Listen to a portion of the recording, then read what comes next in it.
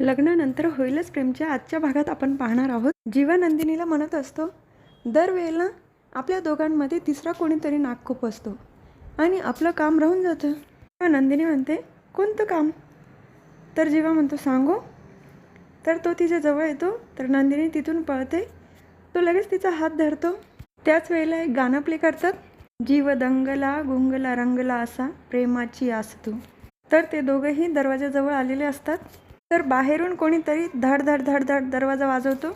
नंदिनी खूप घाबरते आणि ती जीवाच्या मागे लपते. कोण आलं असेल या वेळेला? जीवा पण आवाज देतो, पण बाहेरून काही रिप्लाय येत नाही. तरी पण दरवाजा वाजवण्याचा आवाज येतच असतो. त्यानंतर जीवा दरवाजा उघडून बघतो. तर दुसरीकडे काव्या पार्थला विचारत असते, अहो देशमुख, का रडताय तुम्ही? आता मागच्या वेळेला आपला फोटो कसा होता तुम्हाला तर माहिती आहे ना, म्हणून मी या वेळेला आपला हॅप्पी आणि हसरा फोटो बनवून घेतला आहे. त्यात रडण्यासारखं काय? ती स्वतःच पार्थचे डोळे पुसते.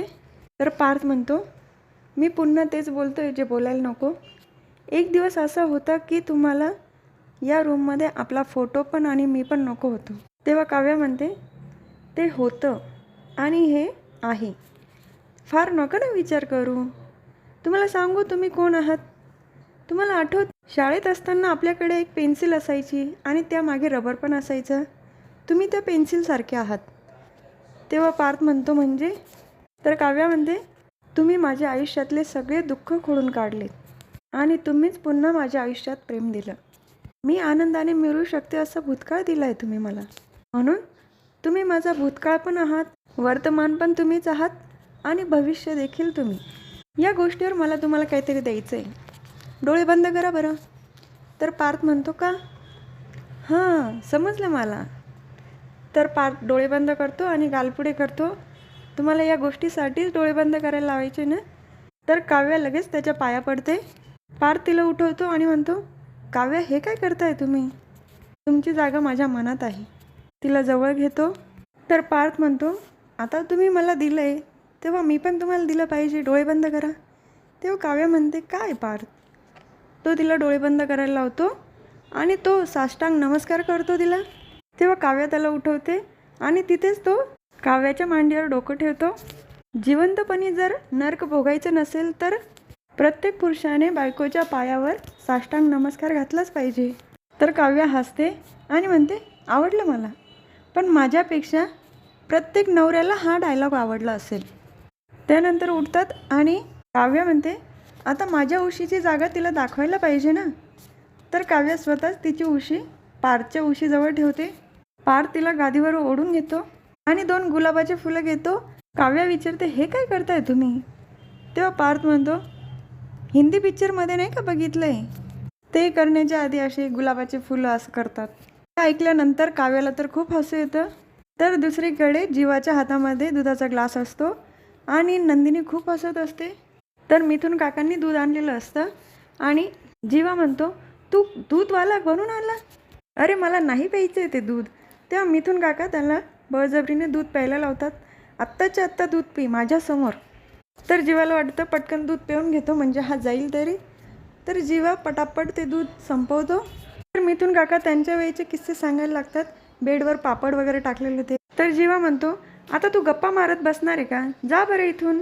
हाताला धरून तिथून जायला लावतो. त्यानंतर दरवाजा बंद करून घेतो. तर दुसरीकडे पार्थ काव्याच्या केसांमध्ये ज्या पिना असतात त्या काढून देत असतो आणि म्हणतो, काव्या, अहो किती पिना लावले आहेत? पिना आहेत का पिनांचा मॉल? काव्या म्हणते, बघितलं ना किती वेळ लागतो आम्हाला आवरायला. मी सारखं सारखं का पाठवत होते युगला, नवरी मुलीचं आवरलं का, नवरी मुलीचं आवरलं का? बघितलं किती वेळ लागतो. तुम्हाला नाही कळणार हो, आम्हाला काय काय भोगावं लागतं ते नाही कळणार. तेव्हा पार्थ म्हणतो, एक्सक्यूज मी, तुम्हाला माहीत नाही आम्हाला किती भोगावं लागतं. सकाळी सकाळी असे हे जाड कपडे घालून इकडे तिकडे मिरवावं लागतं. लग्नामध्ये टोमणे मारतात तसे अक्षता मारून फेकतात आणि आमचे शूज चोरून आमच्याकडनंच पैसे मागतात आणि भर उन्हामध्ये फिरवतात. ती छत्री असते नावाला, पण तिची सावली दुसरीकडेच. कुठून कुठून घाम येतो आम्हाला, काय सांगू तुम्हाला. आणि घोड्यावर ते रडकं पोरगं देता बसून आमच्या शेजारी. घोडा सांभाळायचा का ते रडकं पोरगं सांभाळायचं? वर कशी बशी कासवाच्या गतीने ती वरात हॉलपर्यंत पोचते आणि फोटोग्राफर असतात. ते म्हणतात, स्माईल प्लीज. कशी द्यायची स्माईल? स्माईल नाही येत तेव्हा फोटोग्राफर म्हणतात, बायकोचा चेहरा आठवत. नाही होत इमेजिन, काय करायचं? आणि 3 तास दात दाखवत बसायचे, तोंड दुखायला लागून जातं. नाही होत रे एवढं सगळं, खूप दमल्यासारखं होतं आम्हाला. फर्स्ट नाईटसाठी कशी काय ताकद उरणार रे? लगेच तिथं बसून घेतो, तर काव्याजवळ येते आणि त्याचे खांदे दाबून देते. तेव्हा म्हणते, आता बरं वाटतंय? तर पार्थ म्हणतो, हो खूप बरं वाटते, दाबा अजून थोडं दाबा.